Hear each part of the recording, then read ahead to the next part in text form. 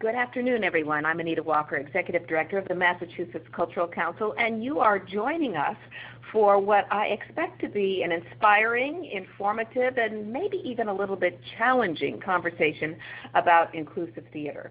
This is all part of a relatively new program that we've launched this year at the Mass Cultural Council called UP, which stands for Universal Programs in Universal Places, where we encourage our cultural organizations in every discipline across the Commonwealth to incorporate universal design principles in their facilities, in their programming, in their practices and operations.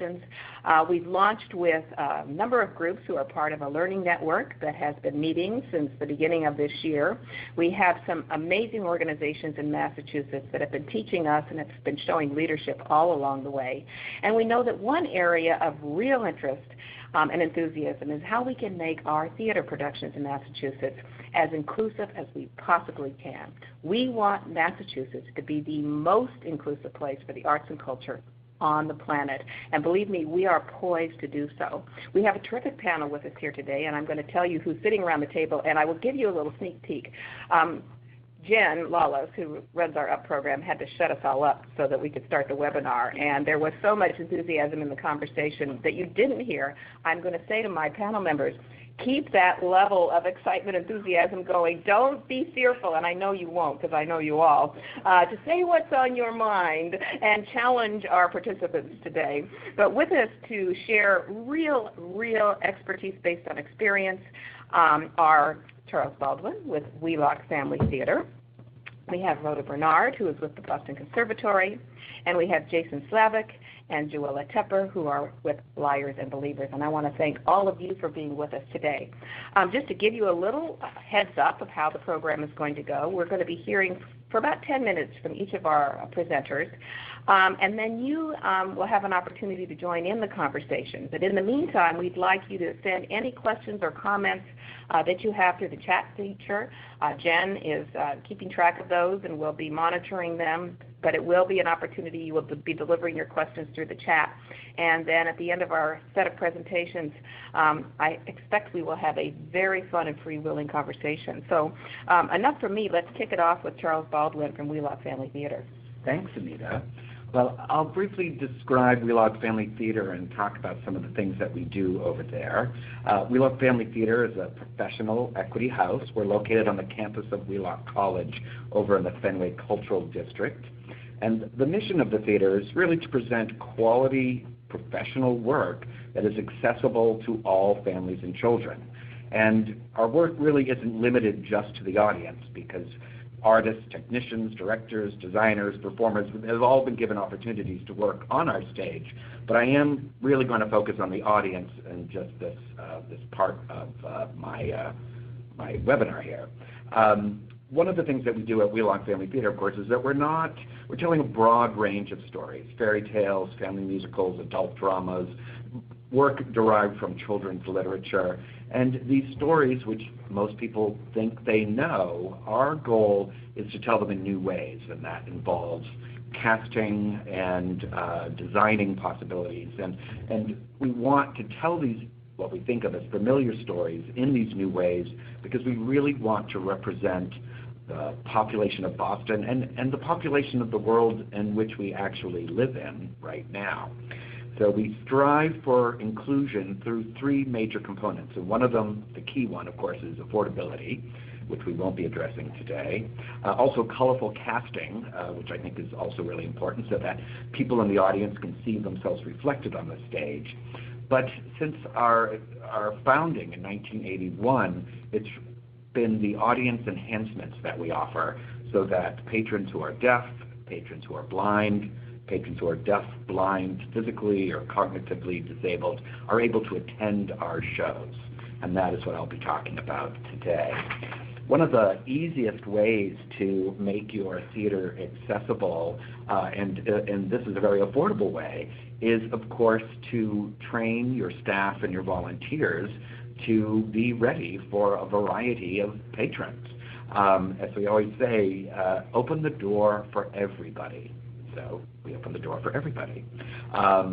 I think that obviously you want to train your staff so they know the features that you have, the different equipments that are available. They need to know your facility clearly, where the ramps are, where the accessible restrooms are. This person who greets people who comes into the theater is going to be the first contact many patrons have with the theater. And so you want them to be informed, you want them to be friendly and engaging, and that's very important. And there are some easy ways to help your volunteers and your staff become familiar with a variety of people who may be coming through your doors. One thing that we always let our staff know is that when you're talking to a person with a disability, talk directly to that person. You don't need to talk to the companion, the interpreter. If you're dealing with a patron who is deaf, you may be working through an interpreter. Don't talk to the interpreter, talk to the patron. If you are talking to someone who uses a wheelchair and perhaps they're lower than you, it's okay to bring yourself down so that you're on eye level with the patron. I mean, we do that with kids at Wheelock Family Theater all the time. But it is all around this people first. Recognize the person, not the disability. And that translates into language as well. People with disabilities like to be called people with disabilities and not defined by their disability. When you are offering assistance to folks who may have a disability, offer assistance. Don't just assume. And sometimes that assistance may be needed and other times it might not, and that's okay. But the key thing is to ask first. Don't make assumptions about the person whom you're dealing with. As we do with everybody, we want to treat all our patrons with respect. So that some of that includes personal space. If you're dealing with a patron who uses a wheelchair or mobility device, you don't lean on the wheelchair. You don't talk to them in a patronizing way.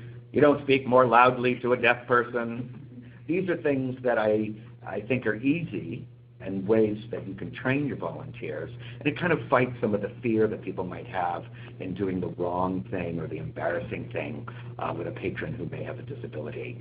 And then the key thing I always say, if there's a communication issue, is to have your volunteers ready with a pencil and paper. That's always an easy way to communicate with a patron, but also not to be afraid of facial expressions or gestures, because you can convey a lot of information with your body. It's okay to point, that kind of thing. Particularly when you're thinking about the kinds of questions that may come up at a theater, many of the questions are going to be the same questions. Everyone wants to know where the restroom is, how long Act 1 is, and are there peanuts in the chocolate chip cookies? So know your answers and anticipate that those will be the questions. For specific questions, can I plug my oxygen tank in here? Will I be able to see from my chair here? Those will need to be addressed, but again, it's all about prepping your volunteers and prepping your staff so that they're familiar and can anticipate the questions that may come out. Now, at Wheelock Family Theater, it's an old building. We have ramps. They're not always that easy to find, but we are wheelchair accessible. Each of our productions will have dates that are going to offer American Sign Language interpretation. This is a theatrical interpretation. It is not, we're not going into a medical office to interpret, so it involves some time, so you want to hire the right interpreters, and you want to hire an ASL consultant. This will help you get the best translation possible, and it can then match the features of the show and the themes of the show. We also offer audio description. This is for our audience members who may be blind or have visual impairment, and this is a script that is choreographed into the show.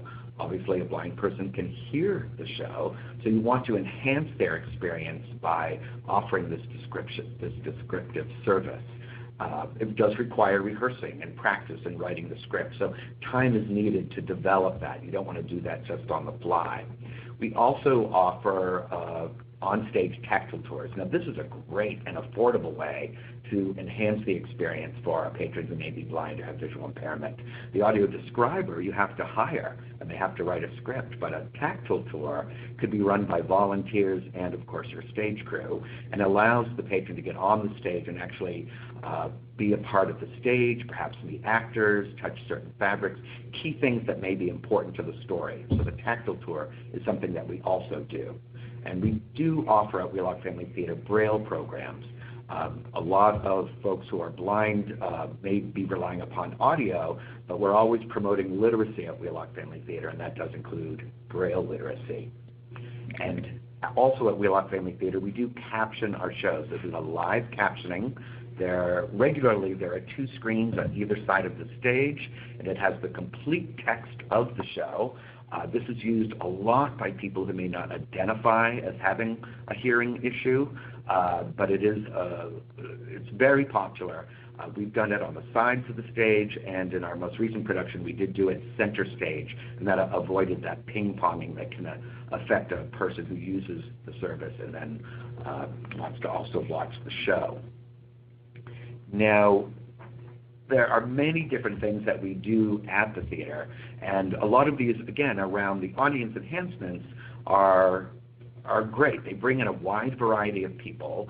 They allow for the full spectrum of people to be in the show. And we worked a little bit with Lisa Carling of the Theater Development Fund when we were talking about our audience members with cognitive disabilities or along the autism spectrum. And we did a relaxed performance, and not a lot of people knew what that was. But we've taken some of those features from the relaxed performance. Many of our patrons have sensory sensitivities. If they're young people along the spectrum, we want, again, everyone to enjoy the show. So what we started doing for each of our performances is letting our patrons know that there's a social story that they can download before they attend. This will sort of spell out some of the expectations, some of the things that might happen in the show, identifying actors, identifying the crowds in the in the lobby as they go to refreshments, identifying loud noises or surprises that might occur. We also have provided quiet spaces for each of these shows. So if the timeout is needed, it's very easy. You can take that time out. There's a nice quiet space. There's a couple of different focus and fidget toys if kids are having a rough time. And since we've been training our volunteers and our staff around patrons who may be deaf, patrons who may be blind, patrons who may be deaf and blind, this has become an extension of the services that we can offer to our audience without having a designated, this is a special show for you. So some of these features do cost money. Obviously, they involve human beings, hiring ASL interpreters or hiring an audio describer.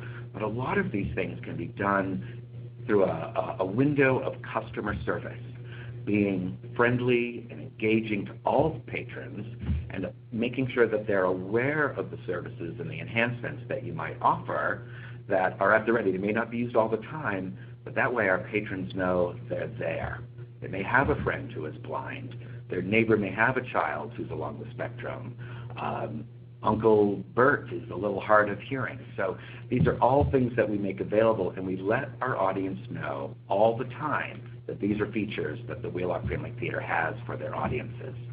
It's important to us from our inception. Wheelock Family Theater has been focused on creating theater that is accessible to all. Charles, those are really great suggestions, and a couple that really hit me as you were talking. We talk a lot in our UP program about sort of the culture of an organization and a culture of inclusivity that basically starts from the top of the organization and the board level to every single individual, whether paid staff or volunteer, that's part of it, is thinking about inclusivity. And you mentioned staff training, making sure everybody has the information. And these are the very people in the front lines of the theater who are also going to notice things that the theater might do better to make sure that everybody has a great experience. So we'll talk more when we get to the question and answer part. But you did mention one thing, and that was the social narrative or the social story. And Rhoda knows so much about this. I have learned so much from Rhoda about really the first barrier to participation happens before a person even leaves the house. It's anxiety. They're at home and they're thinking, should I go to the theater or not? Oh, I don't know how to get there. I've never been there. What's it going to be like? What am I supposed to wear? Is there going to be anything to eat? Do they have something to drink? Oh my goodness, I guess I'll stay home. Too many questions. I'm already worn out thinking about it. Rhoda, talk to us about the social narratives.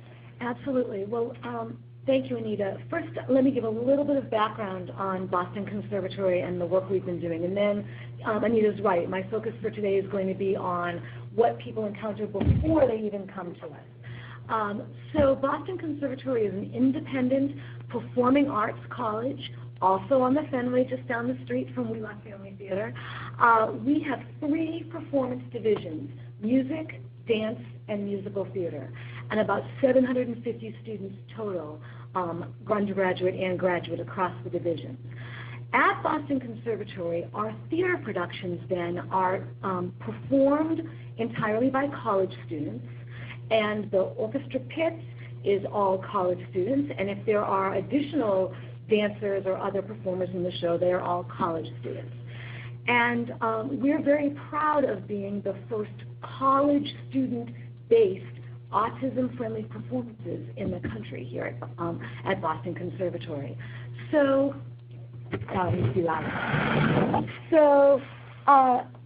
we've been working very closely with a particular special population for about 9 years, and that is the population of individuals on the autism spectrum. 9 years ago, I started a program at Boston Conservatory called the Program for Students on the Autism Spectrum, where music education graduate students provide private musical instrument lessons for individuals on the autism spectrum, ages 9 to adults. That program has been doing extraordinarily well, and we've expanded our work where this fall we're beginning an early childhood music program for kiddos ages 3 to 8, and in January 2016 we'll be launching an integrated course with individuals on the autism spectrum and their families. For the purposes of this conversation, the work with that population has allowed us to develop a pretty strong knowledge base in this field. And based on that work, we began 2 years ago to offer autism-friendly performances of different productions across the school. Today we're talking about inclusive theater, and theater is the area we've done more of these autism-friendly performances than the other areas of the school. Through the Theater Development Fund, we've got terrific partnership and coaching on offering many of the features that you heard Charles speak about. We have enhanced staffing. The individuals in our program who teach individuals on the spectrum actually are additional staff for the theater. House lights are up. There are fidgets. There are toys. There are earplugs. We have ushers. When something loud or sensorily challenging is about to happen in the show, they hold up a glow stick. So the audience knows to look for the glow stick, and that's the warning that something's going to happen. We have a quiet room. We have toys. We have staff in there. In the quiet room, we have the actual show being live streamed on television at the same time. We have a meet and greet with the cast and crew afterwards. So we have a lot of the same features. What we've spent a lot of time developing through our various consultants is the materials that individuals encounter on the web before they come to us. Anita is absolutely right that we have to first face the barrier that happens at home when people make the decision, should we go to the theater? That first decision and supporting that decision and allowing the presentation to be accessible. And Charles mentioned the phrase relaxed performance. So we started with autism-friendly performances, and we've had wonderful response. And one of our dance performances we billed as a relaxed performance, and because that term is not well understood by the general public, we had trouble bringing in as large an audience. We want the performances to be friendly for everyone. Sensory friendly, relaxed, autism friendly, whatever the term may be. But we need to find the language that propels people to us. So for now, autism friendly has worked. We have up on the screen, is this what people can see, the website from our most recent autism friendly performance, which was a March 7th performance of The Pajama Game. So right at the top you see what is an autism-friendly performance and some general information about how the performances are designed and how the environment is created. There are FAQs further down the page that get more specific. Specific information about the show and the lyricist and music and book. And then we have some wonderful resources. We put in a plot synopsis and a character guide so that families and individuals can be prepared about the content of the show before they go. We found that school groups have found that particularly helpful. As I said, there are FAQs at the bottom of the page, but I want to stick with where we are on the page because that's going to be just a couple of minutes of video that I'd like us to watch. We produced this video as a video social story to help individuals prepare for the performance.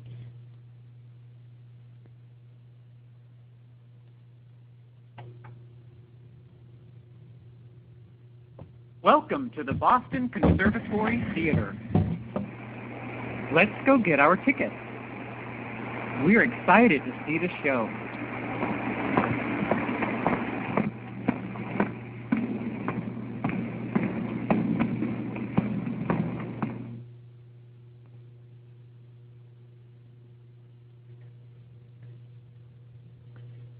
We have our tickets. Let's go up to the theater. We can take the elevator.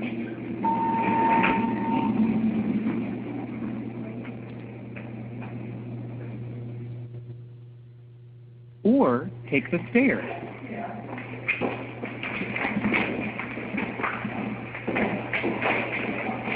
The theater is on the second floor. There may be a line to wait in to enter the theater. We will wait calmly with our families. There will be many other families waiting with us.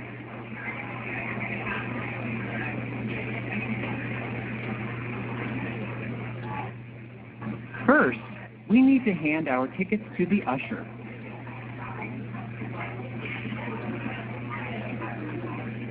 She or he will show us to our seats. Here we are in the theater.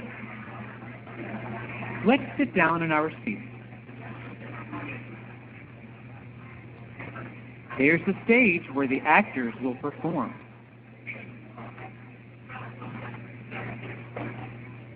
We may need to visit the bathroom before the show. They are downstairs by the box office.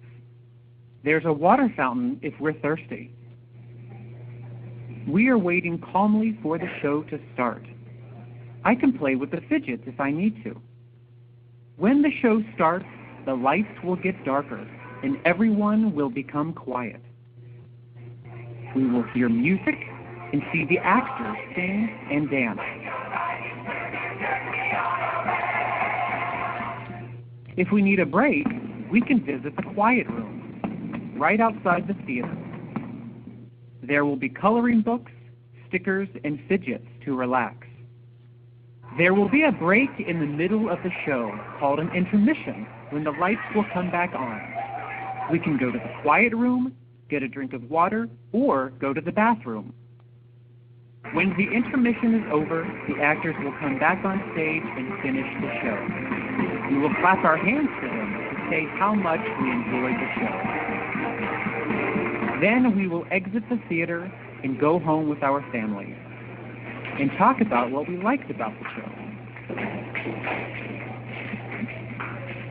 We look forward to seeing you at the show.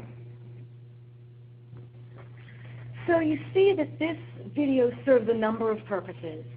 It demonstrates a number of the features of a social story, and I know we don't have a whole lot of time here, and we may be able to address some of this in the discussion, but it's a positive framing that breaks down the many aspects of the experience.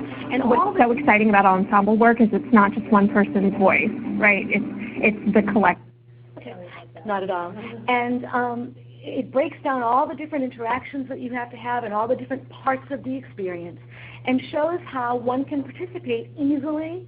And you actually see all the actual parts of the conservatory, all the places that they're going to go, so that folks can anticipate what the experience is going to be like and can see it in a positive light.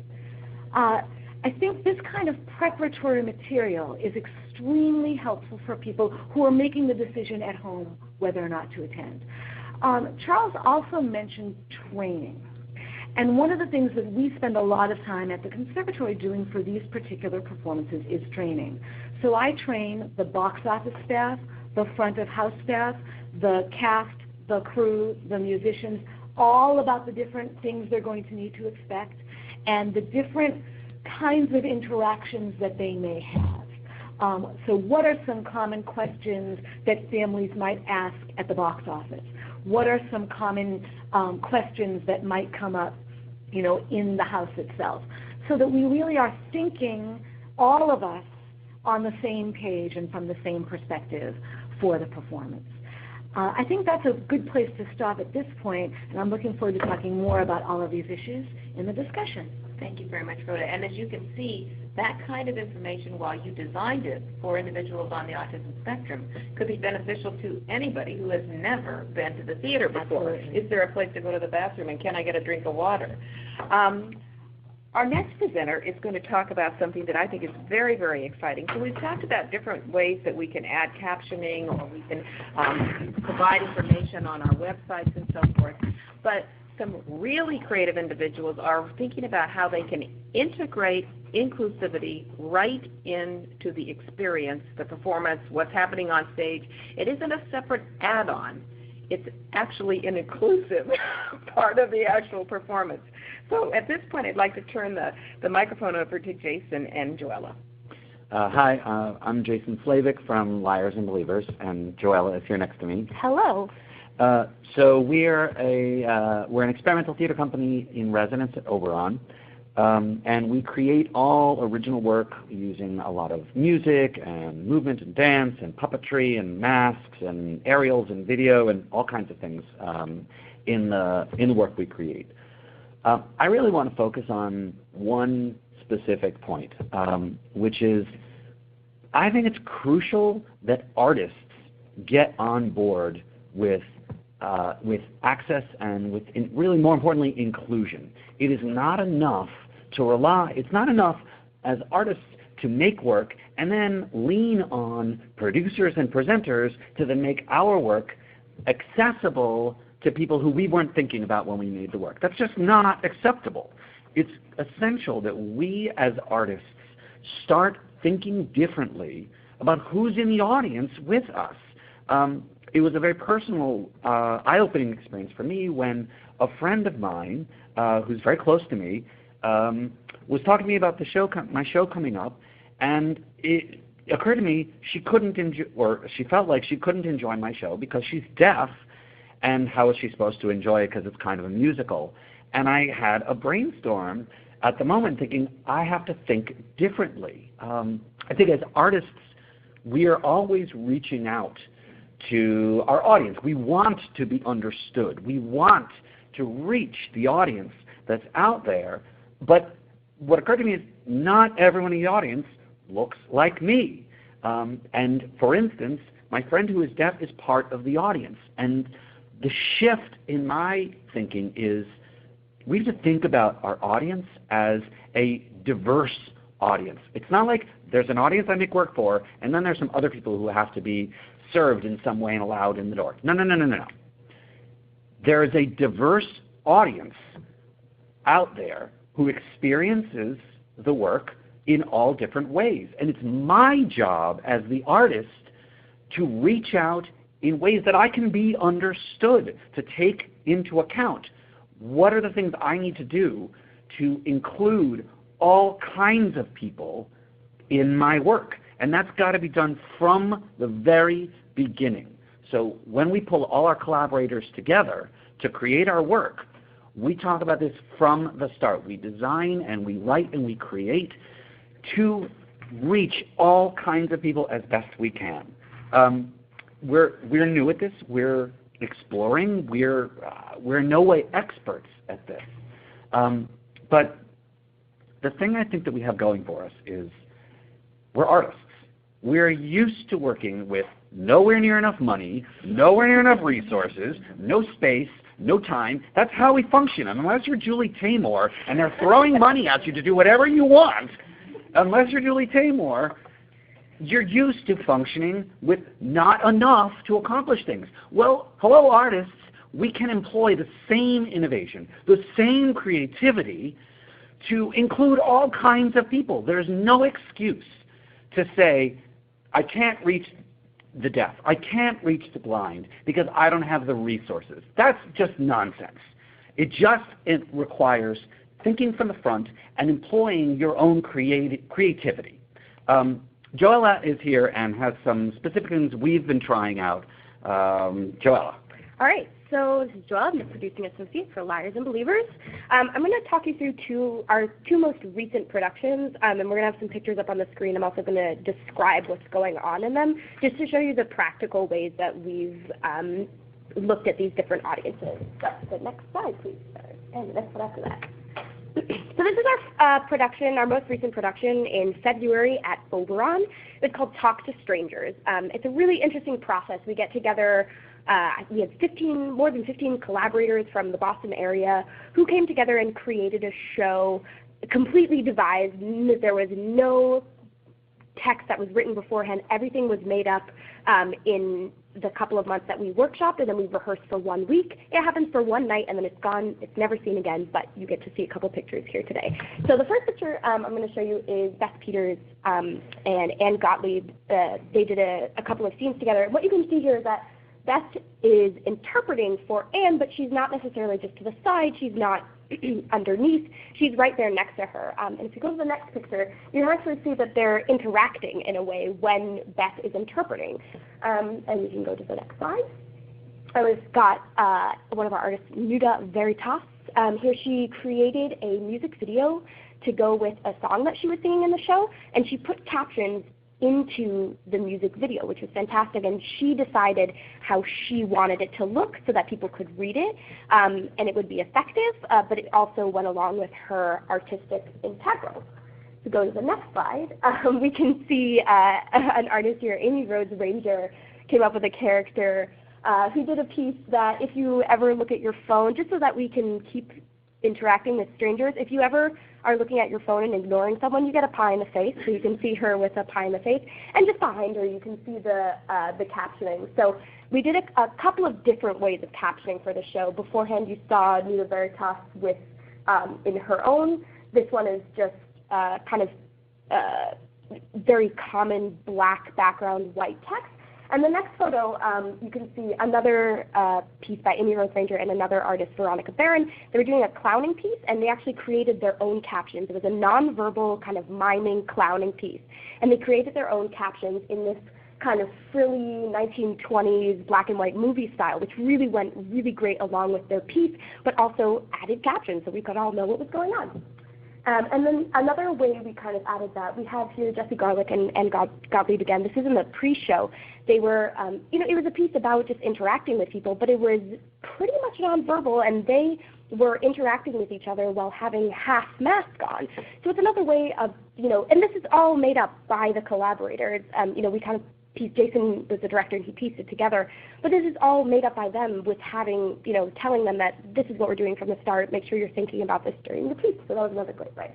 And then the last picture, you can see our bassist and our, I like to call it our 16th collaborator, the oscilloscope, which is a device that shows you the sound waves. So for our deaf audiences, what we really wanted to focus on with the amount of music that we were using in the show is we challenged our musicians to create pieces, and they created pieces of music for the show. We challenged them to create pieces with heavy bass and a lot of percussion so that you could really feel what was going on.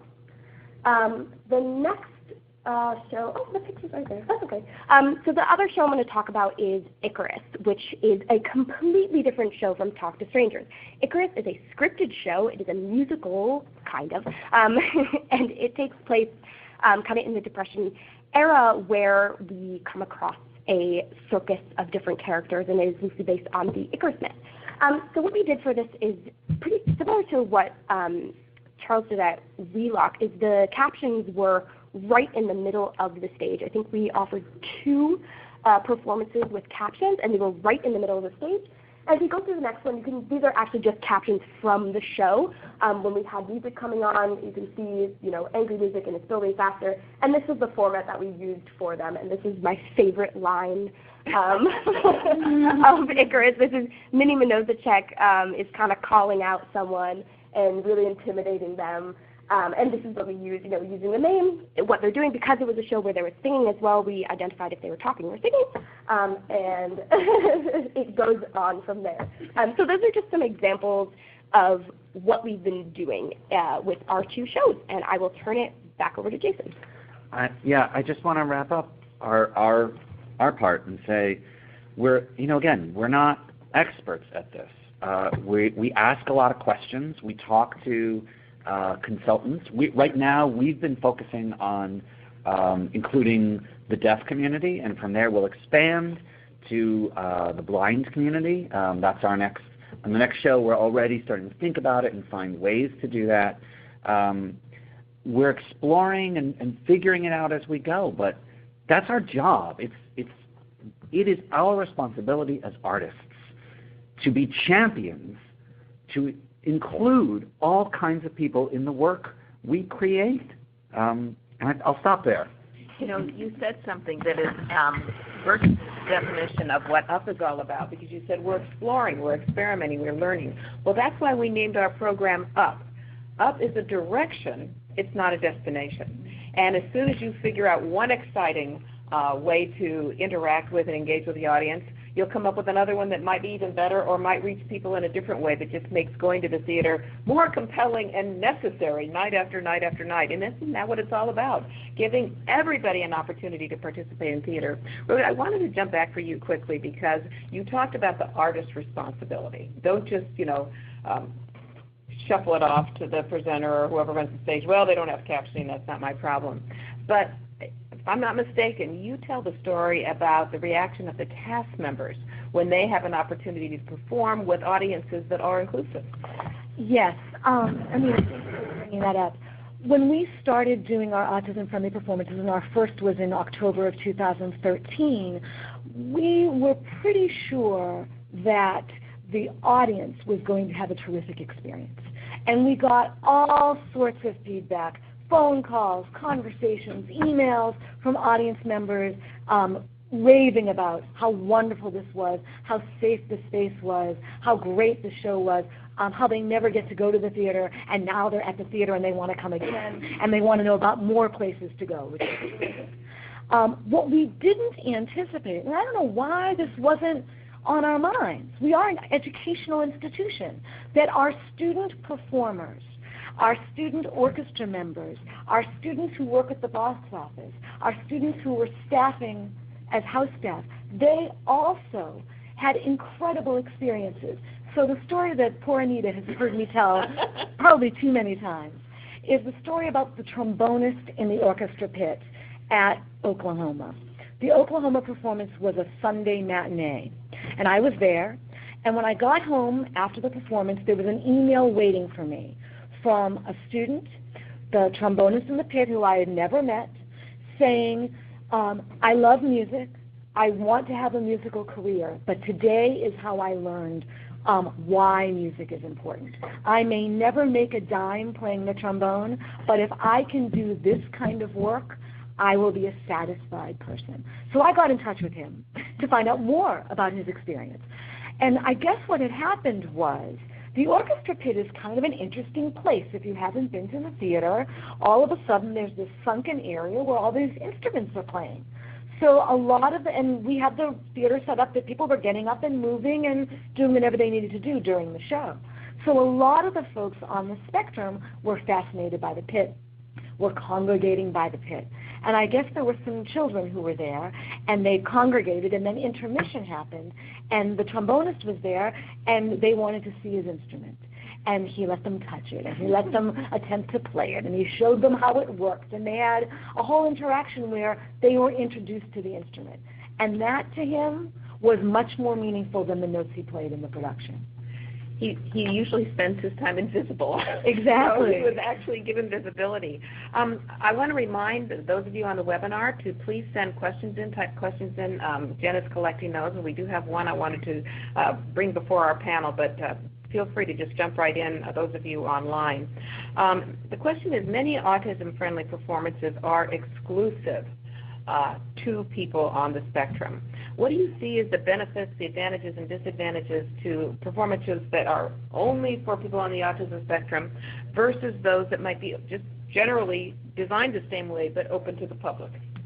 Yeah, Rhoda and I have had these discussions before because we did 2 relaxed performances, which is when we learned that no one knew what a relaxed performance was, for folks along with sensory sensitivities, and again, along the autism spectrum. And we didn't have huge houses. We didn't anticipate a sold out, but we did anticipate more people. So we surveyed our audience to find out where were they?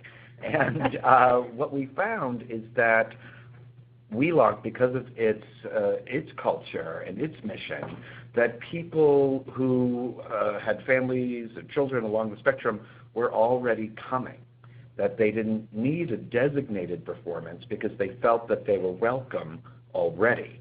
And so to enhance that, we thought, okay, well, the features that we offer, or some of the features that we offered at the relaxed performance, we would make sure that we have them available for all of our performances. So all of the staff gets trained so that they're ready for anything. We have the fidget toys and the quiet spaces available at any of the performances. So that was to sort of, we listened to our audience. I do think that I went to see the autism-friendly performance of The Lion King. Thank you to anyone Broadway buff who's listening. Thank you. But I walked in, and of course, it was an audience that was very similar to audiences at Wheelock Family Theater, where we have a lot of children. So it was a little bit louder, a little bit more mobile than they're probably used to, and I felt right at home. But I think that where the relaxed performance, or the performance that is designated for folks who may have sensory sensitivities, there is an additional level of safety, and that you know that you're with your peers and that you're not going to be judged if your child jumps up and runs around or whatever that might be. We work at Wheelock to create a culture where people know that it is safe, and that there are many people who are coming to the theater for the very first time, and that there are children next to adults both in the audience and on the stage. So we try to create that safety, but there are benefits, I think, to the designated show. And I go back and forth on this, and you know this because we've talked about it. So our performances that we have as Autism Friendly, first of all, they are open to the general public. We make sure that if folks from the general public buy tickets for these shows, that they know what they're buying a ticket for, they know what's happening. So it is possible for folks to attend. And I understand the safety, and I appreciate that. On the other hand, in my naive, glass half full, pie in the sky way, I want every experience to be that safe. So there's a part of me that rails against having to designate. So I've got friends with kids on the spectrum, and they can't go out to dinner because restaurants aren't safe, because other patrons will complain, or they're afraid of what might happen if their child has a meltdown. They can't go to the movie theater. They can't go to all sorts of events. And that, I think, is a much larger societal issue that we can chip away at, but I would love to see us all get to the place where everyone can participate in whatever's happening without needing a separate safe space. I want to go back to Jason and Joella.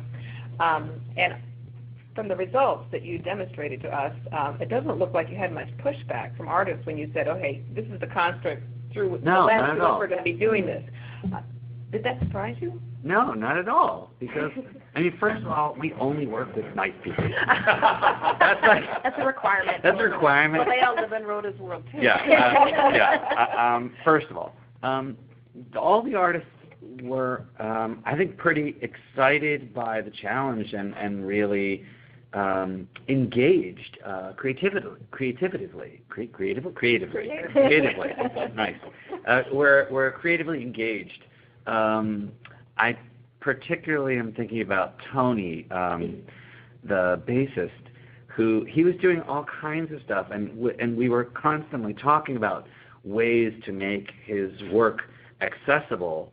And then when we had a consultant come in to talk to everyone, he was all over her, asking questions and getting suggestions.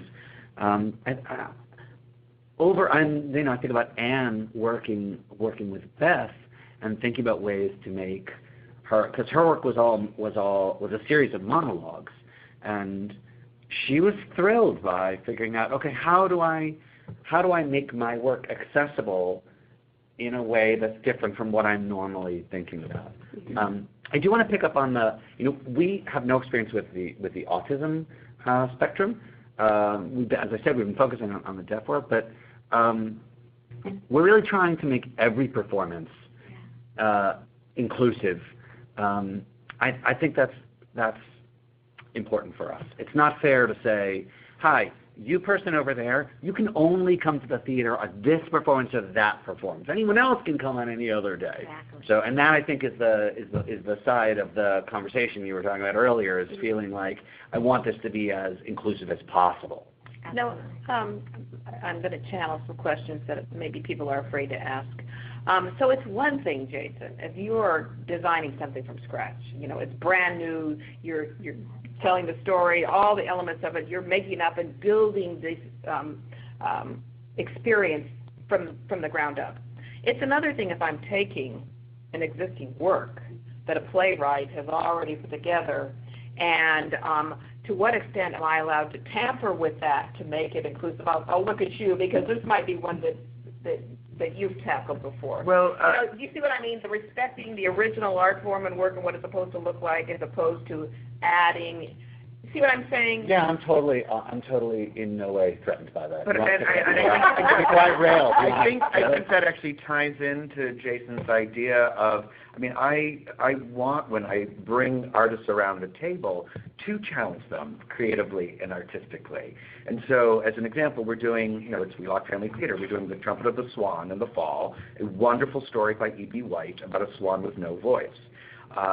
So how is Wheelock doing it differently? Well, by casting an actor who is deaf in the role of Louis, we're able to expand on the nature of what is a disability and how do you, it ties into communication. So who is disabled, who isn't, and what are the means of communication? What are the steps that you can take that go beyond that? In the story, he's given a trumpet, and so through music, he is able to find his voice. We'll be incorporating American Sign Language into the show, and so that there will be a whole other element. So first I would say we don't change the scripts, in case there's a playwright out there. But you can enhance it by the way you tell it, and casting is an easy way to do that. Wheelock Family Theater, 1981, we cast an African American as Superman. So this is something that Wheelock Family Theater is committed to, the idea of really reflecting the world in which we live, even though they may be stories that you think you're familiar with. This is Joella again. I was going to chime in and just say, also it's the responsibility of the companies, like a lot of our colleagues are doing, to program work that is geared towards an audience. Like we were just talking about earlier before the webinar, there's a huge movement in the UK at the moment to create work that's about stories about people who are deaf or blind and the kinds of things they go through. And recently we've seen tribes come over to the US, and now it's all over Massachusetts. And I think that that's started a fire in the US as well, to get theater makers to be thinking about this and creating work. Yeah, and my career was focused on Shakespeare and new play development before I was doing this, and that wouldn't threaten me either. I think, because I get Antony and Cleopatra as a director. Well, from the get-go, I need to be thinking who's going to be in my audience, and I need to get my designers on board with the same question, the actors on board from the beginning. And I think it would in no way threaten me to be striving for accessibility and inclusion in my work, even if it's Shakespeare. I don't think you're off the hook. Yeah. There's a couple questions if you want me to read. Yes, let's have the questions. What are the benefits to captioning all performances versus some performances? I'm meeting some resistance that the captioning may be distracting for the general population versus wanting to caption all performances to ensure that even patrons who don't self-identify as hearing impaired but that can benefit from the captioning can fully enjoy the performance. Include it in your design. Don't think of it as, I have my design, and then on top of it, I'm going to stick some bright lights and ruin the experience. Include it in how you conceive the entire thing, and then it's an enhancement of the performance. Yeah, if I make a show that the whole idea is it's going to be very dark and moody, and the darkness is all, and then I'm going to put bright lights on it, it ruins it, yes. But not if I, and there are so many ways you can do it. How, the fonts you use, and I mean, you can animate things. There's so much that can be done with video now. You're not stuck with just a slide projector going click, click, click. I mean, use your creativity, artists. Come on. And you know, just to tag on to that, because this is actually a favorite topic of mine, I would like to challenge the field to have Massachusetts to be the most captioned place on the planet. Because it's not just, again, people who are going to self-identify as I can't hear. There are millions of baby boomers who really can't hear very well, and I do want to tell one little story about my son who was working in front of house out in Williamstown, and they were doing a Chekhov play, which was a little difficult in and of itself, and the actors had their back to the audience during a good part of the dialogue. And he was noticing that the audience was leaving at intermission on a fairly regular basis. And it wasn't because they didn't necessarily like the play, it was that they couldn't hear it, because they didn't even realize the extent to which they were lip readers. And that when the actor wasn't facing them, even though they wouldn't have said, I'm hard of hearing, even though they didn't take a hearing assist device, they really couldn't understand what's going on. So he started actually pushing the hearing assist devices as people would come into the theater saying, you know, you may not think you need this, but you might want to give it a try. And they actually did stay longer. So we don't even know the extent to which we're reaching more people. And you know, I would also say, if you want to be focusing on again, deaf on ASL interpretation, you can think about it rather than a random person on the side of the stage waving arms, distracting from the play. You have beautiful movement that can be incorporated within your show to enhance the experience. So we have another question that Jen is going to let us know. To the Boston Conservatory, what kind of buy-in from the administration and the faculty was needed in order to produce optimism of the event? Is accessibility or disability education integrated into the curriculum of the artists, students, and the program at the Conservatory? Great questions.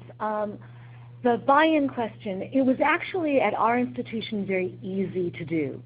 I have colleagues at other institutions who are trying to do similar things and have encountered barriers, but because we have had our autism, our music program for students on the autism spectrum for so long, that definitely paved the way since we've been reaching out to that population. But we as an institution have been committed to access and accessibility and inclusivity in a number of ways for our whole 148-year history. So buy-in was quite easy from the board all the way down when we first brought the ideas to the school. We did have to engage a wide range of constituencies in conversation, but they were all really positive. So we were very fortunate in that respect.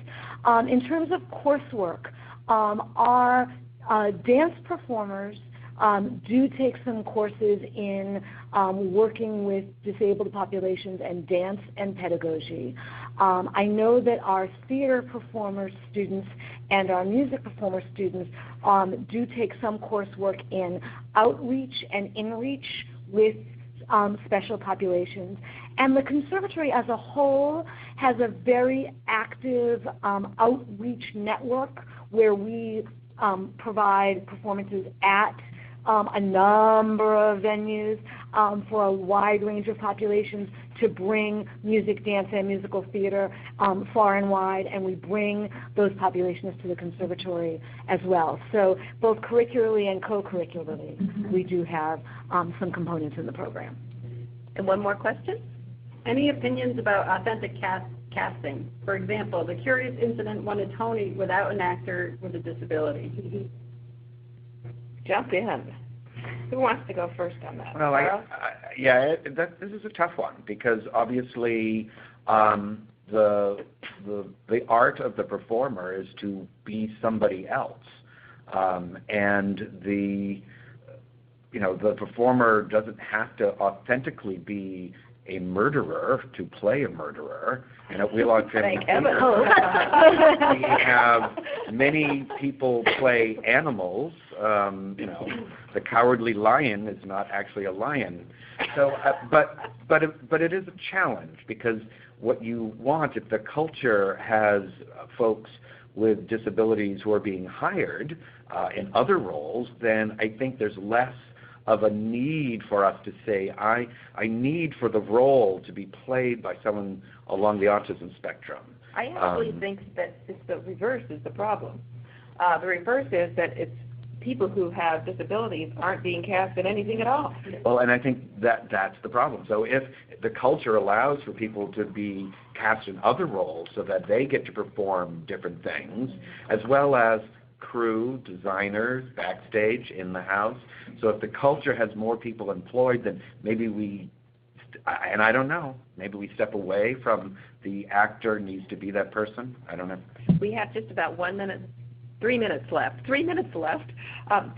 Were you leading in with a final comment? Yeah, we were seeking a deaf actor for Talk to Strangers, which was in February, and could not find one. We pulled every string and followed every lead we had, and I wish we had more success. I wish I had an in to find a community of deaf actors, blind actors. I would like to pursue that. And I think also we were very adamant that they were in Liars and Believers, we want to work with people who are in the area, who are local artists in Boston.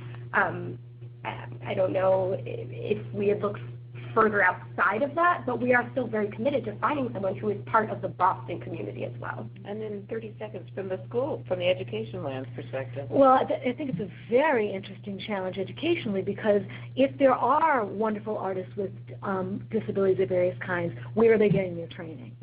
And we do have music students at our college who are on the autism spectrum, and probably some students in the other divisions, but they haven't identified themselves to us. So there's that issue as well.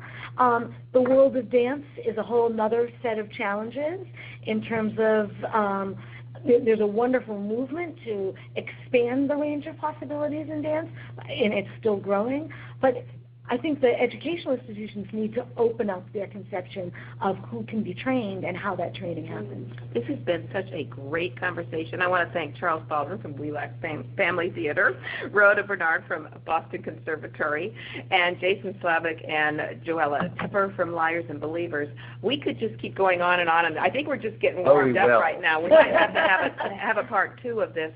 I want to thank you all for really giving us some stimulating and great information today. I want to thank everybody who's on the webinar and remind you that we will be rolling out another round of applications, so you can join us in this adventure exploration. Again, there's no pat answers here. We're all learning to be a lot better at what we do and being more inclusive. So that comes out this summer. We'll be rolling the guidelines out. So we invite you all to stay tuned on our website and look for that. And there's an inclusive exhibit webinar on Monday. And there is an inclusive exhibit webinar for those of you in the world of putting on exhibits that will be sharing a similar expertise. One of the things we know is we've got people who are really doing great work right here in Massachusetts and who are real exemplars and the leaders for us. So I thank you all for sharing your expertise, and thank you for joining us on this webinar.